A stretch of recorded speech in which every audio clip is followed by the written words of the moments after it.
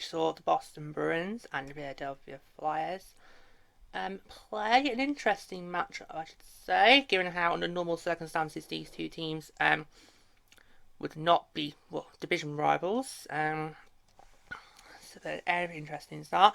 So this game happened the next day, and with me not having a Sharks game to keep an eye on, it meant that at very last minute actually, at very last minute I decided, because originally I was going to boycott this event. If you watch the first of our three special videos on later, you will note I've made it very clear my original intention was to boycott this event. But then at the last minute I thought, it's an outdoor game, we're going to get the only ones we're going to get this year, let's do it. Plus, I have no quarrels with these two sides either way, so it's fine. So this was the next day. Now, this game was originally scheduled to take place at noon Pacific time, just like how Vegas and Colorado were. That would have been 3 p.m. Eastern time. In the week before the game, the start time was adjusted to 11 a.m. local time.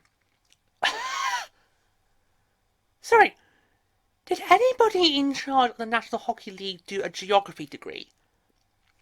Because the earlier in the day, the more likely the chance of sun you'll get. Now, I did not do geography at GCSE or above, but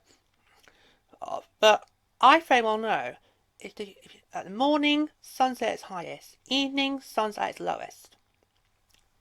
Why move this to early in the day? I mean, honestly, nitwits, utter nitwits. Obviously, due to Mother Nature making her feelings about this event very clear in Game 1, the league announced that Game 2 will be moved later in the day on Sunday to start at 4:30 p.m. local time. Well, the actual start time of the game was actually 4:59 p.m. local time. And there was a little bit of a problem with the Zamboni during the build-up. It had a little bit of problems, so it meant that the game had to be delayed just a little bit, just a little bit. But that would be the only issue that we would have had. And this game was a better game than the other one. I mean, because really these two matchups are basically, so you've got 4 teams who likely could be contenders for the Stanley Cup this year. While the first one, okay, the mishaps and the delays might have had an effect to it, but this game, a full-out blow for Boston. I'm surprised the scoreline was the goal differential was only about 4 goals, because I think, well, from the first period, this could be a very tense game. In fact, it's a game of 2 halves. First period was both sides were in it. Then after that, it was all blades. So, first period. And when the puck dropped, we didn't waste no time, as at 34 seconds of the first period. David Pastrnak got his 7th of the year to give Boston the 1-goal lead. But over 6 minutes later, Philadelphia would have it tied, courtesy of Joel Farabee getting his 8th of the year. That's at 6:41. The Flyers would then get what I think is their only lead of the game at 14:48, when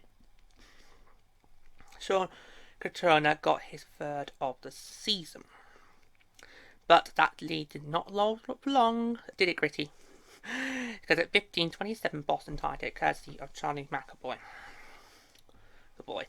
So, getting his 2nd of the year. And so both teams were tied going into the second frame.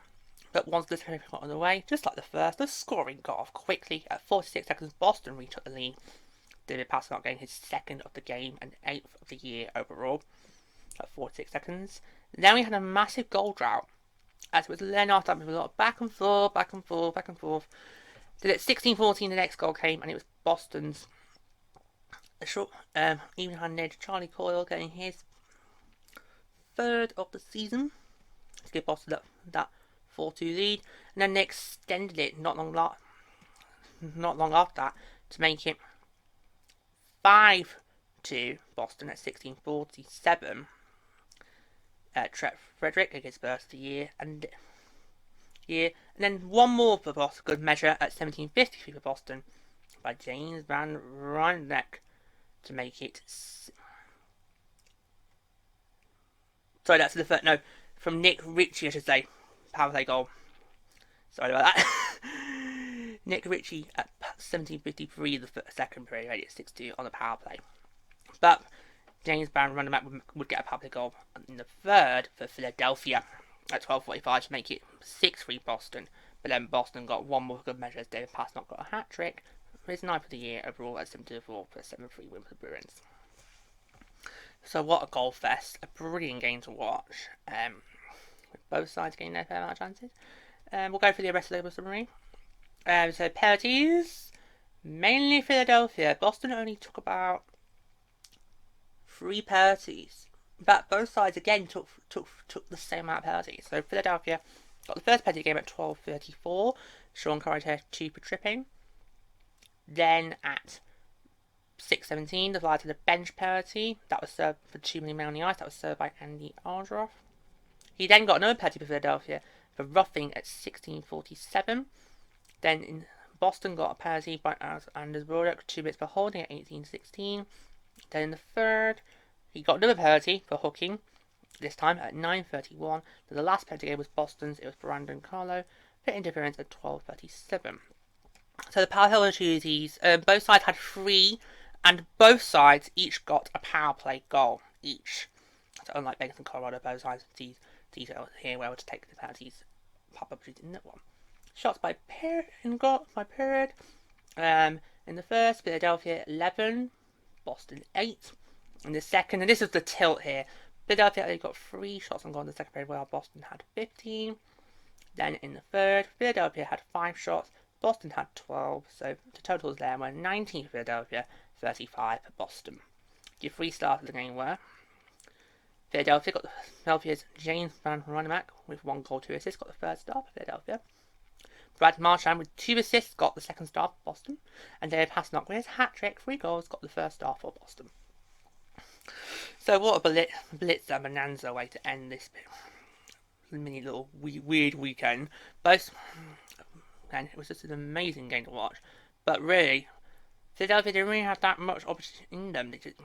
As soon as Boston had just got the stranglehold of this game, they had it in control. And so well done, Blades. So off you go, Gritty. Off you go. So well done, Blades. What a great game there. So actually was quite interesting to watch, exciting to watch. So well done, Blades. Well, there you go. That's going to round it for today. And on our little Lake 2 mini series. And also mini series and Solly now. Hello, George Hand here. Please make sure you subscribe to my channel to stay up to date with all my latest videos. Don't forget to like, send a comment below, and why not stick around to watch a few more? Go on, I highly recommend it.